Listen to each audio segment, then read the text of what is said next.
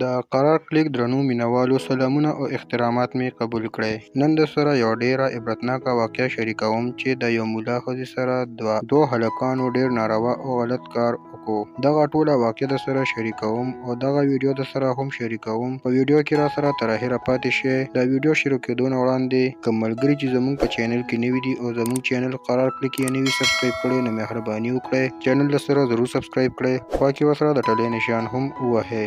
دغه واقعه داسې وه چې یو دوه ملګري په یو ښار کې اوسېدل او ډیر خوشحاله زندگی به یې تیروله. په دې کې یو ملګری یې د جومات د مولا په ښځه مین شو چې خپل ملګري ته یې وویل زما د مولا ښځه خوښه شوې ده، ته به داسې وکړې چې د هر مازدیګر لمانځه نه پس به د جومات مولا سره کښېنې او هغه به مشغولوې چې تر څو زه د هغه کور ته راشم او د هغه ښځې سره ګپ شپ ولګوم او یا ورسره دغه غلط کار وکړم.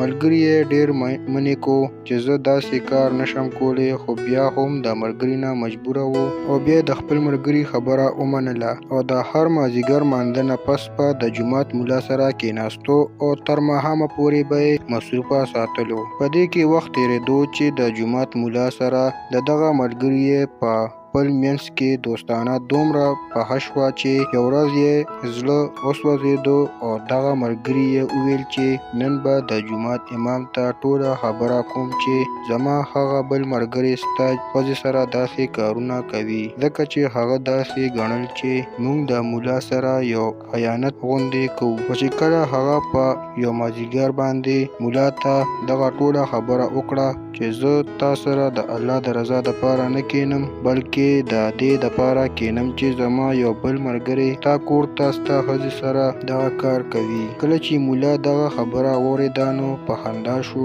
او وویل چې دا ته څه وایې، ما خو لا تر اوسه پورې واده هم نه دی کړی. په دې اورېدو سره دغه هلک نور هم پریشانه شو او وویل چې سبا به دا معلومات وکړو چې زما دغه ملګری کوم خواته ځي. کله چې دوی په سبا مازدیګر باندې مونځ وکړو نو دواړه د جومات نه ووتل. د جومات مولا او دغه بل هلک دواړه روان شو تر دې چې د مولا کور ته ورسېدل. خو چې ولیدل نو د مولا په کور کې هیڅوک هم نه و. د دوی کله خپل کور ته رالل نو ولیدل چې د دغه هلک په کور کې د دغه هلک ښځې سره دغه هلک پروت دی. نو دواړه یې په موقع ونیول.